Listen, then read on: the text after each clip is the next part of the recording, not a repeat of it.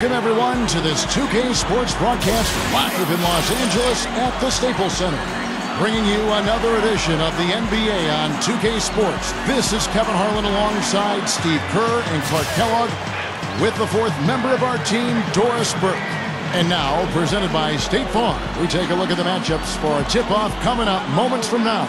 And one of the players we'll be seeing in this one, Kobe Bryant. Well, guys, with Kobe, it's all about the ability to create his own shot wherever and whenever he wants. And he does it with a combination of size, speed, and tremendous footwork. Yeah, Steve, but it doesn't end there. I mean, even if you do manage to stick with him and get a hand in his face, it really doesn't matter. Hands just don't seem to bother him at all. His concentration level and confidence at such a high mark. Once he gets it going, there's really no slowing him down. There's the dish to Howard. And Howard's down the dunk. Boy, I like the aggressiveness here, guys. Just powering it down that time. And descended gradually as he lingered on the rim. Yeah, you got to be careful, too, guys, because the referees will call a technical pretty easily on that play. He got away with it there.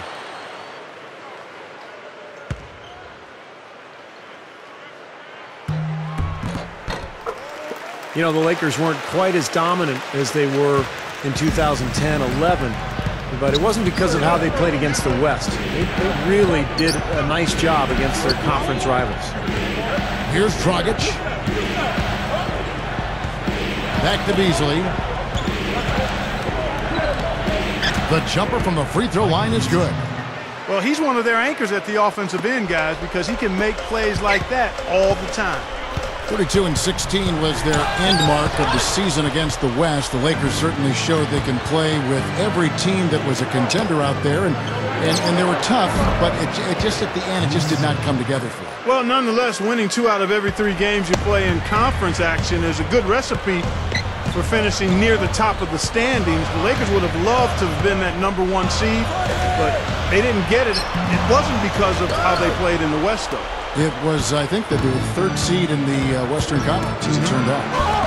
And that one's good by Gortat. We've played just over a minute here in the first. Goes right up. And the dunk by Kobe. You know, the dunk was great, but I didn't care for that interior defense there, guys. It was non-existent. You're right, Clark. You know, it was way too easy. I don't think the coach liked it either. Look at that face.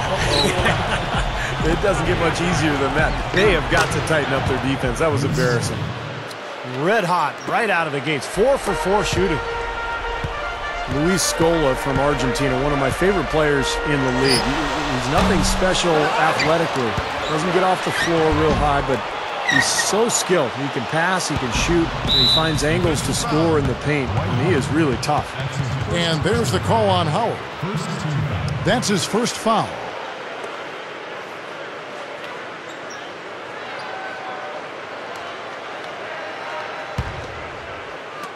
And it's the Suns with the ball. It's a 3-point game. Back to Beasley. Stolen by World Peace. Boy, good work there in getting a hand in there to come up with that steal. I don't think it's possible to make a better pass than that, guys. And he finished so well, Clark, too. Not too shabby on that jam. Not bad at all. And it takes perfect timing to pull off that alley-oop, but these two guys seem to have that synergy between each other.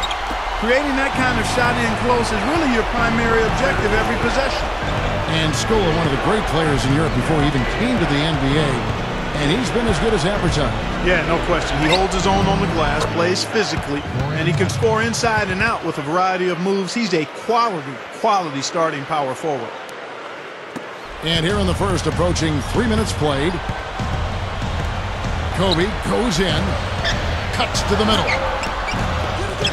Here's Howard in for the dunk. Step aside, step aside. We got the big fella coming through. That is a powerful brand of basketball right there. Man, an amazing putback. You just love the effort from this guy. Here is Doug following the bucket by the Lakers.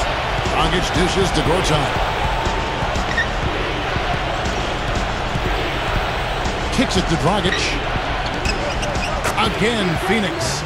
Guys back and forth this first half. Well, 5 lead changes early on, guys, as we grapple back and forth. Yeah, this could be a back and forth game all the way, guys, the way it's being played. This is fun to watch. Here's Dudley. Good foul there defensively. Make him earn 2 points from the line. I agree with you. I mean, no freebies. Don't give anybody an easy opportunity. Make good use of your foul there. Well, Dudley brings so much to the team, Kevin, because of his ability to do a lot of different things. He's become an excellent spot-up shooter. He's also a great defender, and he anticipates plays. He can get offensive rebounds. Seems to be the first one to a loose ball every time down the floor. Well, no doubt, you always have to be wary of a guy like Dudley because of that. It's more than just keeping an eye on him. You have to be in his shirt or he'll float out to where he can get open and knock down shots all game long. Phoenix with the ball. Following the three by Antoine Jamison. Here's Morris. Here's O'Neal. And their work on the board pays off with the second chance points. First quarter play and just over 3.5 minutes in. Blake kicks to Jamison and blocked. Poked loose. Stolen by Jamison. World peace. Down goes the slam.